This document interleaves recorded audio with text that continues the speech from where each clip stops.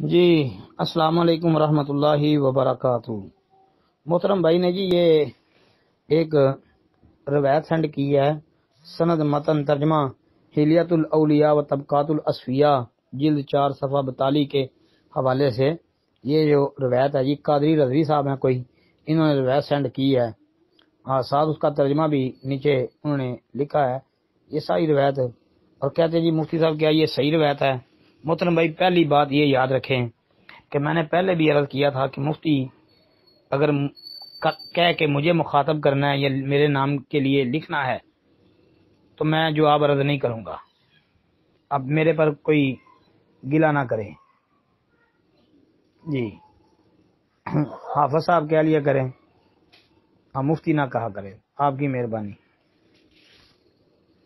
دوسری بات، یہ روایت جو ہے بھائی یہ روایت ثابت نہیں ہے کہ بنی اسرائیل میں ایک ایسا مرد تھا جس کا پورا 100 سال جرم و خطا میں گزرا، جب وہ فوت ہوا تو بنی اسرائیل نے اسے ایسے ہی بلا کفن اور دفن پھینک دیا۔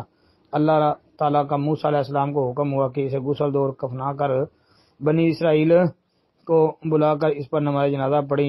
سبب دریافت کیا گیا تو اللہ اس لیے کہ اس نے تورات میں میرے محبوب کا اسم محمد دیکھا تو اسے بوسہ دے کر آنکھوں پر رکھا اور درود بھی پڑھا، اس لیے میں نے اسے بخش دیا اور اسے حور بھی عنایت کر دی۔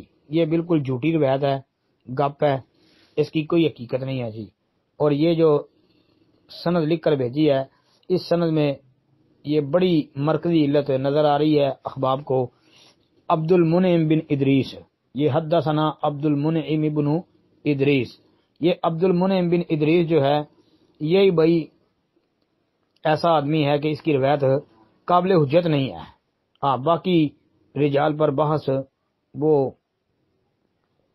فی الحال تو نہیں، البتہ اتنی بات مرکزی یاد رکھیں، مرکزی علت عبد المنعم بن ادریس ہے، اس پر محدثین نے کلام کیا ہے، لہذا یہ روایت ثابت نہیں ہے جی۔ السلام علیکم ورحمۃ اللہ وبرکاتہ۔